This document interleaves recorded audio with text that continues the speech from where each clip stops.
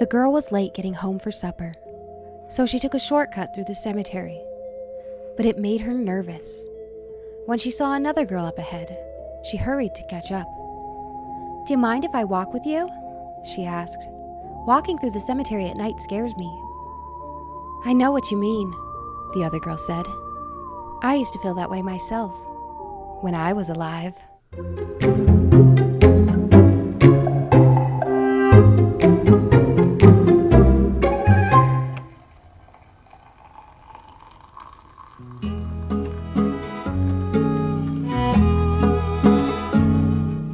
Hello, my friends. I hope all is well on the other side of the screen.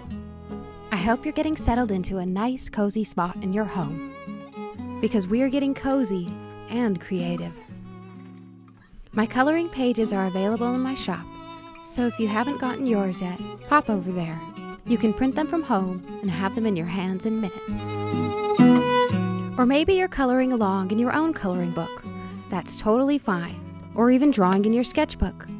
Either way, pull up a chair and pour yourself a nice warm cup of creative juice.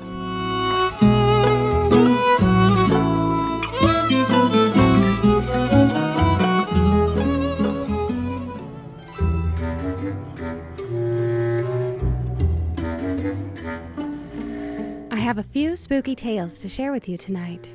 Some are silly, some are gruesome, and some may make you want to sleep with the lights on.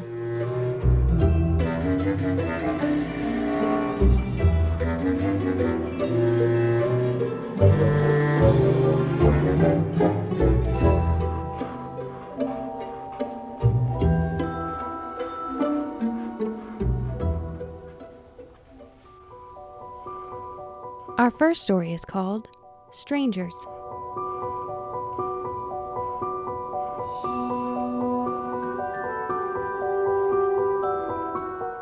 A man and a woman happened to sit next to one another on a train. The woman took out a book and began reading. The train stopped at a half a dozen stations, but she never looked up once. The man watched her for a while, then asked, "What are you reading?" "It's a ghost story," she said. "A very good one, very spooky."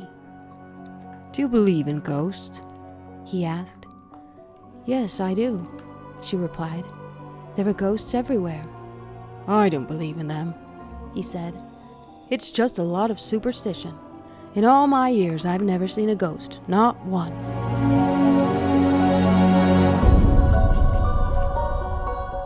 "Haven't you?" the woman said, and vanished.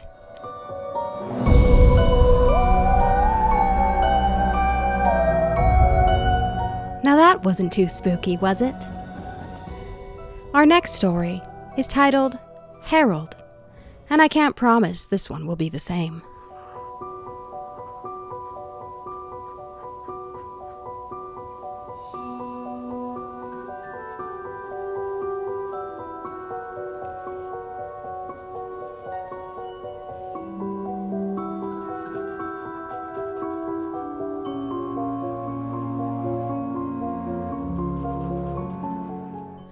When it got hot in the valley, Thomas and Alfred drove their cows up to a cool green pasture in the mountains to graze. Usually they stayed with the cows for 2 months. Then they brought them back down to the valley again. The work was easy enough, but boy was it boring. All day the 2 men tended their cows. At night, they went back to the tiny hut where they lived. They ate supper and worked in the garden and went to sleep. Then, Thomas had an idea that changed everything. "Let's make a doll the size of a man," he said. "It'd be fun to make. We could put it in the garden and scare away the birds." "It should look like Harold," Alfred said. Harold was a farmer they both hated. They made the doll out of old sacks stuffed with straw. They gave it a pointy nose like Harold's and tiny eyes like his. Then they added dark hair and a twisted frown. They also gave it Harold's name.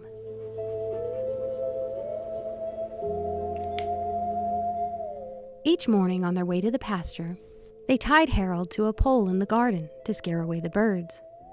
Each night, they brought him inside so that he wouldn't get ruined if it rained.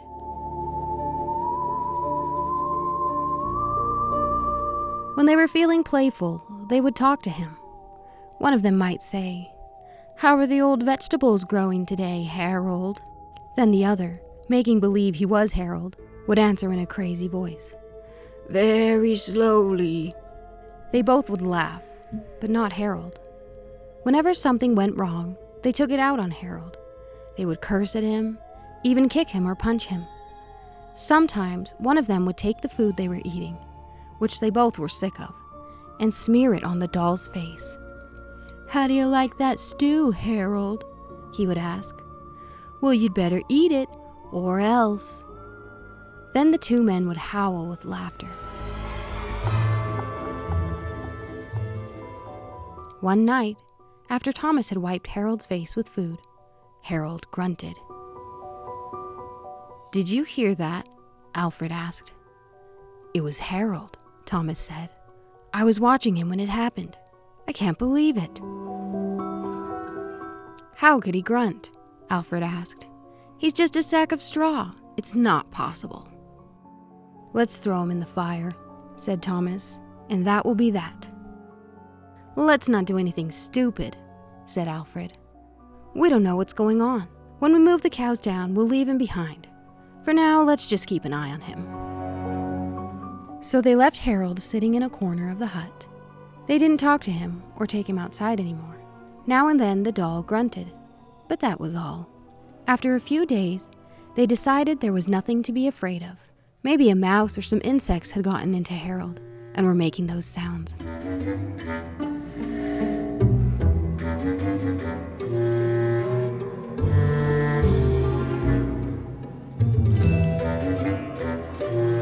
So Thomas and Alfred went back to their old ways. Each morning they put Harold out in the garden, and each night they brought him back into the hut. When they felt playful, they joked with him, and when they felt mean, they treated him badly as ever. Then one night, Alfred noticed something that frightened him.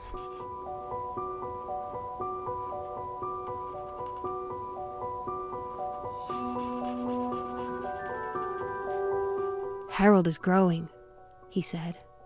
"I was thinking the same thing," Thomas said. "Maybe it's just our imaginations," Alfred replied. "We've been up here on this mountain too long."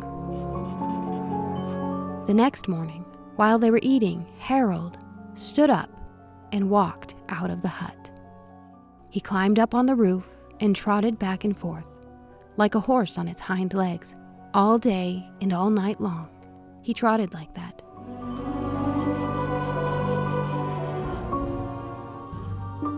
In the morning, Harold climbed down and stood in a far corner of the pasture.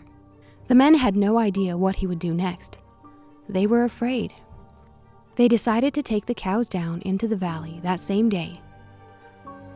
When they left, Harold was nowhere in sight. They felt as if they had escaped a great danger and began joking and singing. But when they had gone only a mile or two, they realized they had forgotten to bring the milking stools. Neither one wanted to go back for them, but the stools would cost a lot to replace.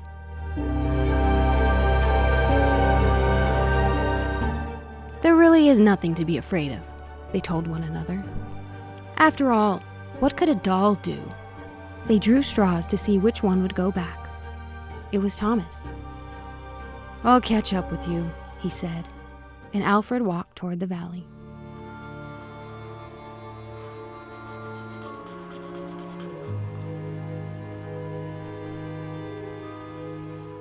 When Alfred came to a rise in the path, he looked back for Thomas. He didn't see him anywhere. But he did see Harold. The doll was on the roof of the hut again. As Alfred watched, Harold kneeled and stretched out a bloody skin to dry in the sun.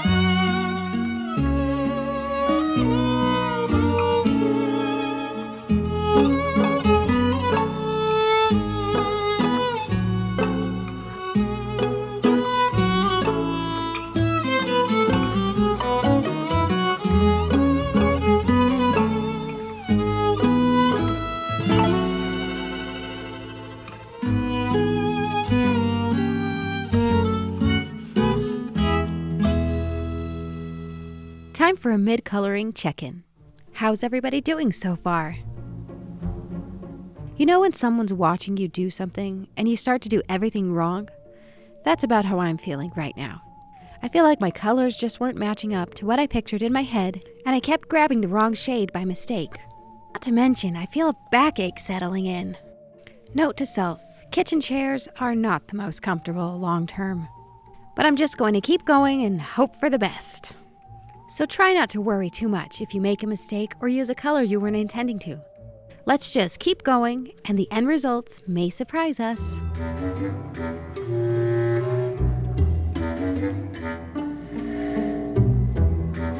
I think it's time for another spooky tale.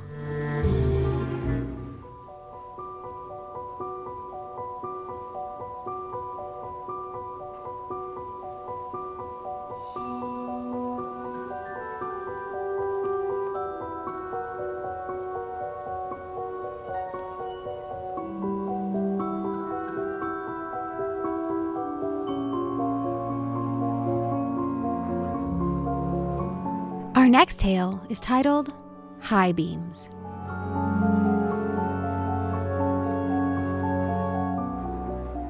The girl driving the old blue sedan was a senior at a high school. She lived on a farm about 8 miles away and used the car to drive back and forth. She had driven into town that night to see a basketball game. Now she was on her way home. As she pulled away from the school, she noticed a red pickup truck follow her out of the parking lot. A few minutes later, the truck was still behind her. I guess we're going the same direction, she thought. She began to watch the truck in her mirror. When she changed her speed, the driver of the truck changed his speed. When she passed a car, so did he. Then he turned on his high beams, flooding her car with light.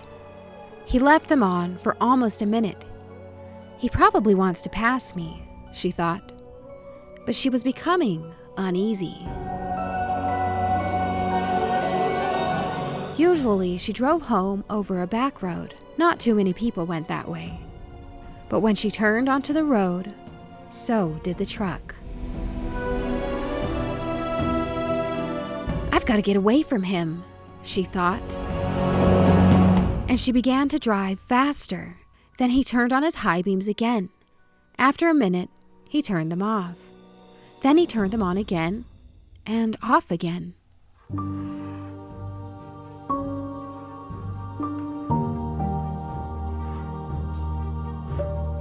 She drove even faster, but the truck driver stayed right behind her. Then he turned his high beams on again.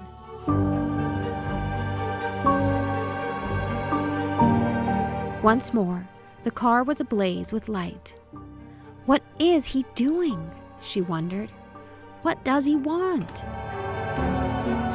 Then he turned them off again. But a minute later, he had them on again, and he left them on. At last, she pulled into her driveway, and the truck pulled in right behind her. She jumped from the car and ran to the house. "Call the police!" she screamed at her father. Out in the driveway, she could see the driver of the truck. He had a weapon in his hand. When the police arrived, they started to arrest him, but he pointed to the girl's car. "You don't want me," he said. "You want him." Crouched behind the driver's seat, there was a man with a knife. As the driver of the truck explained it, the man slipped into the girl's car just before she left the school. He saw it happen, but there was no way he could stop it. He thought about getting to the police, but he was afraid to leave her, so he followed her car. Each time the man in the back seat reached up to overpower her, the driver of the truck turned on his high beams. Then the man dropped down, afraid that someone might see him.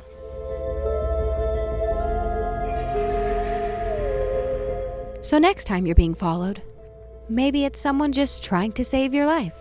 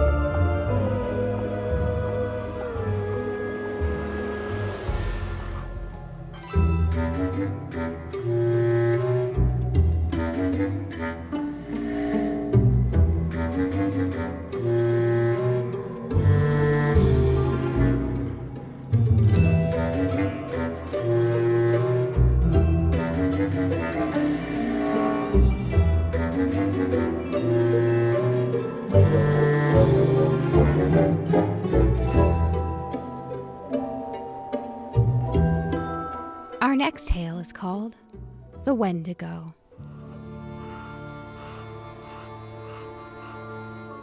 A wealthy man wanted to go hunting in a part of northern Canada where few people had ever hunted. He traveled to a trading post and tried to find a guide to take him. But no one would do it. It was too dangerous, they said. Finally, he found a man who needed money badly, and he agreed to take him. The man's name was DeFago.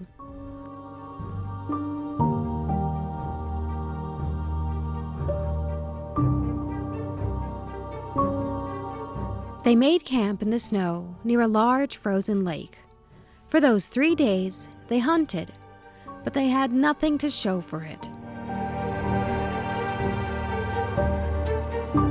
The third night, a windstorm came up.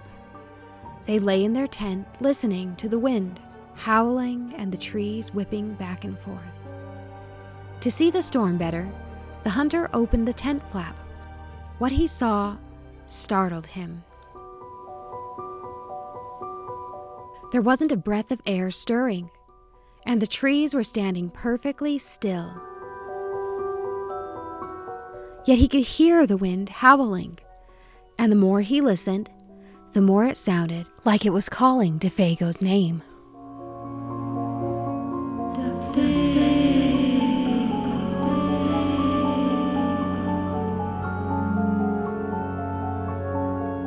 I must be losing my mind, the hunter thought. But DeFago hadn't gotten out of his sleeping bag. He was huddled in a corner of the tent, his head buried in his arms. "What's this all about?" the hunter asked. But the wind continued to call him, and DeFago became more tense and more restless.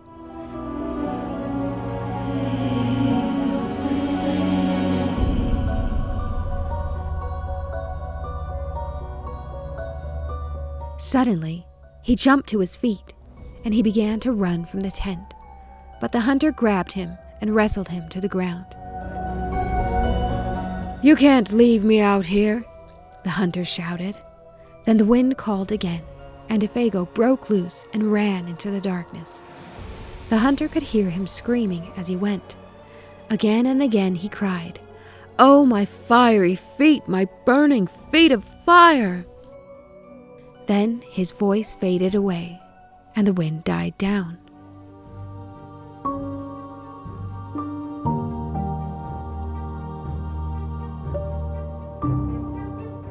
At daybreak, the hunter followed DeFago's tracks in the snow. They went through the woods, down toward the lake, then out onto the ice.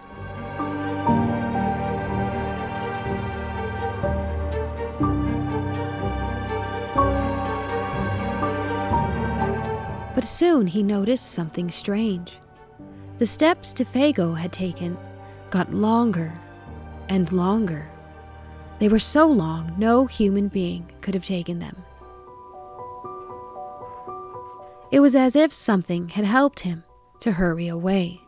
The hunter followed the tracks out to the middle of the lake, but there they disappeared.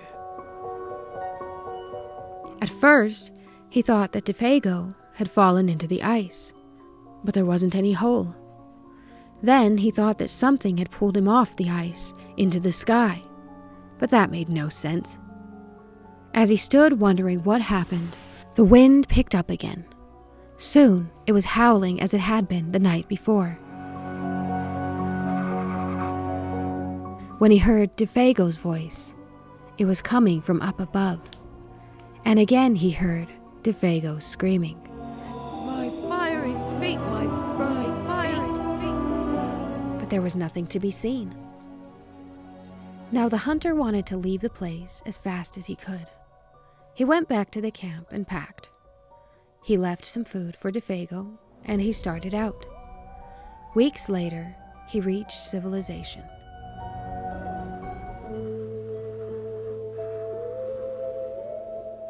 The following year, he went to hunt in that area again.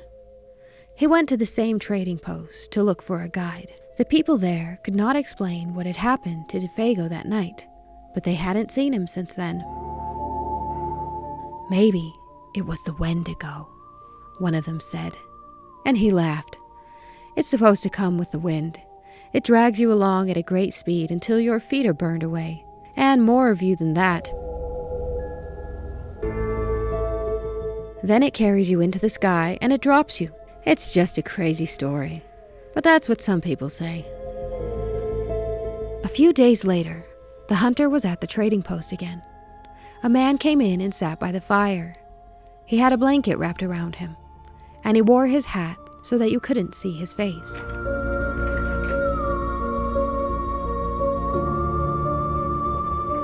The hunter thought there was something familiar about him. He walked over and asked, "Are you DeFago?" The man didn't answer.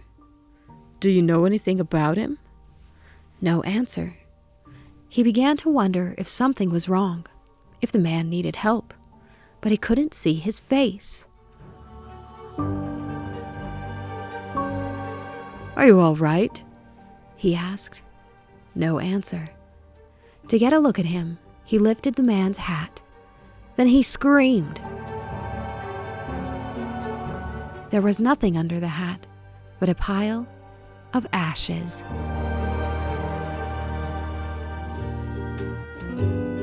Well, friends, it looks like we've made it to the end of our coloring page. I hope you enjoyed today's episode of Color Me October. Be sure to tag me on Instagram so I can see your finished coloring pages. And come back next week for even more spooky tales and another episode of Color Me October. All that's left to do is hang my art up on the wall of fame. See you next time.